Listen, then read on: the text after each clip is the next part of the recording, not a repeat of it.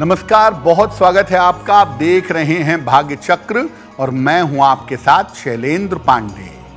वर्षा ऋतु का आरंभ हो चुका है और बरसात के साथ प्रकृति को मजबूत करने के लिए हम बहुत सारे पौधे लगा सकते हैं और लगाते भी हैं।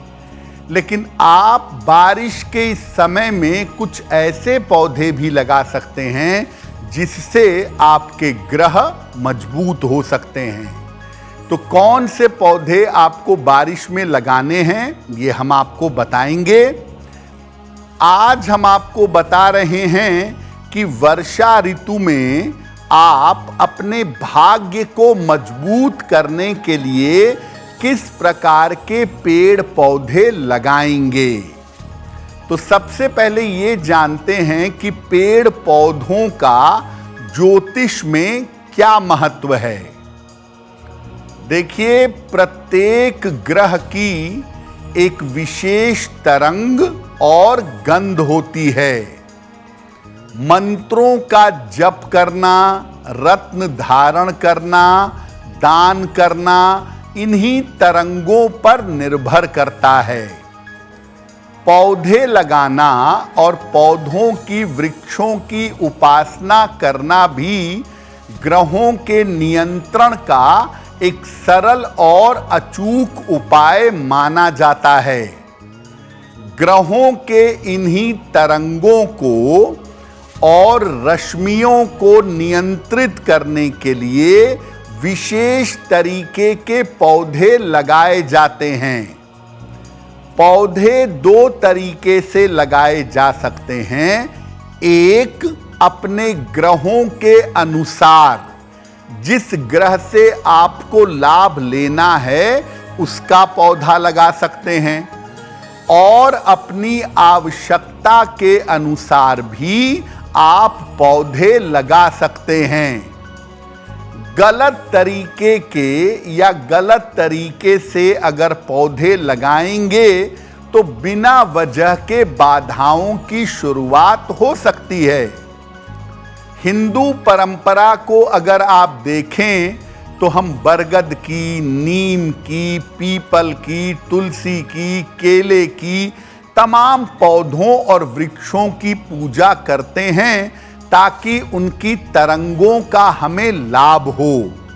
और बहुत स्पष्ट बताया गया है कि किस तरह के पौधे घर में होने चाहिए और किस तरह के पौधे घर में नहीं होने चाहिए। पौधों पर हमारी चर्चा जारी रहेगी, लेकिन आपको बता दें कि कार्यक्रम के अंत में हम बताएंगे कि अगर आज किसी महत्वपूर्ण काम से आपको जाना है तो क्या करके घर से निकलें कि आपको लाभ हो। साथ ही साथ ये भी बताएंगे कि आज का दिन किस राशि के लिए बहुत शुभ है और किस राशि के व्यक्ति को आज सावधान रहना होगा। अब ये जानते हैं कि जब हम कोई पौधा लगाएंगे तो उसके नियम क्या हैं और सावधानियां क्या हैं। देखिए, कभी भी घर के मुख्य द्वार के ठीक सामने, दरवाजे के ठीक सामने पेड़ पौधा मत लगाइए। ये द्वार वेद है और अशुभ है। पौधे ब्रह्म मुहूर्त में लगाएं या संध्या काल में लगाएं तो बहुत अच्छा होगा। दूध वाले पौधे, जिन पौधों को तोड़ने या काटने से दूध जैसा पदार्थ निकलता है, उनको, और कांटे वाले पौधे घर में न लगाएं। हालांकि गुलाब इसका एक अपवाद है, गुलाब की झाड़ियां लगा सकते हैं।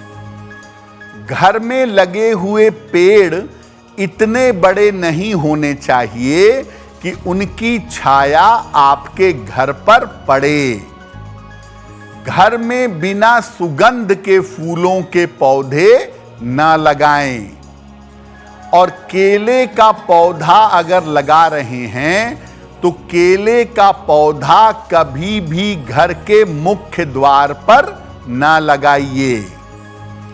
पौधों में रोज जल अर्पित करिए और जिस दिन जिस ग्रह से संबंधित पौधा है उस दिन उस पौधे की पूजा उपासना करिएगा।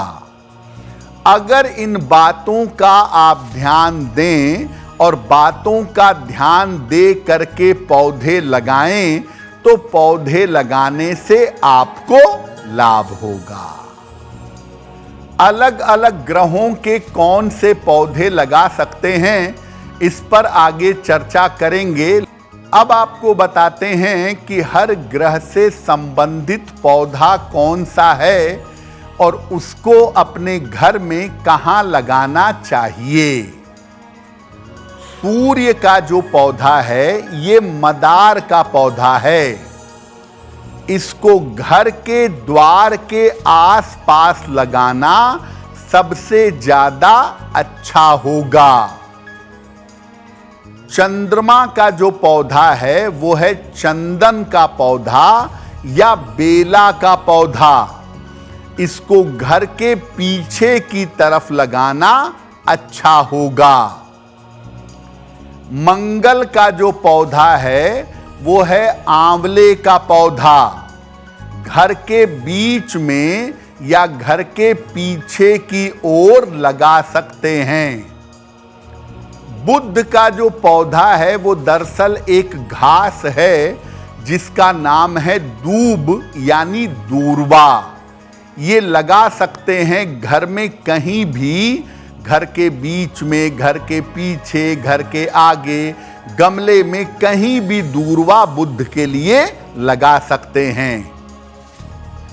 बृहस्पति का पौधा है केला। घर के पीछे की तरफ ही लगाना शुभ रहेगा। शुक्र का पौधा है हरसिंगार या पारिजात।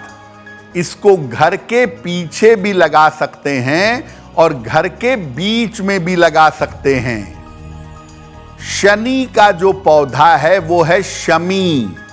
इसको घर के मुख्य द्वार के आसपास लगाना अच्छा होगा।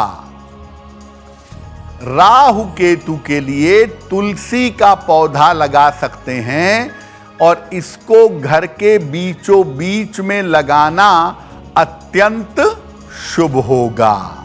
अब वक्त हो गया है ऐसा क्यों जानने का।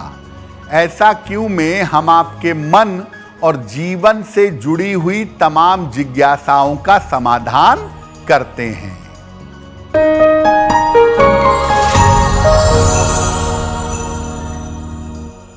देखिए, दुनिया का कोई भी पौधा हो उसको घर के पीछे लगाएं, आगे लगाएं, कहीं भी लगाएं, लेकिन तुलसी के बारे में कहते हैं कि उसको घर के बीचों बीच में लगाना चाहिए। ऐसा क्यों? देखिए, एक तो तुलसी का पौधा जहां होता है और उन्नति करता है, उसकी तरंगों से आसपास के वाइब्रेशंस ठीक हो जाते हैं, नकारात्मक ऊर्जा समाप्त हो जाती है। तो अगर घर के बीचों बीच में होगा तो घर के चारों तरफ की नकारात्मक ऊर्जा दूर हो जाएगी। दूसरी बात, तुलसी के पौधे से हमेशा वायुमंडल में एक रस निकलता रहता है, स्प्रे होता रहता है, जो बड़ा पवित्र और बड़ा स्वास्थ्यवर्धक है। इसीलिए तुलसी के नीचे दीपक जलाते हैं ताकि जो उसके आसपास से चीजें निकल रही हैं, जो रस निकल रहा है, वो चारों तरफ फैले और स्वास्थ्य को बेहतर कर दे। अगर आप मुझसे जुड़ करके अपनी समस्याओं का समाधान चाहते हैं और चाहते हैं कि आपकी समस्याओं को ज्योतिष के माध्यम से सुलझाया जाए, तो आप हमसे संपर्क कर सकते हैं, जुड़ सकते हैं एस्ट्रो तक पर।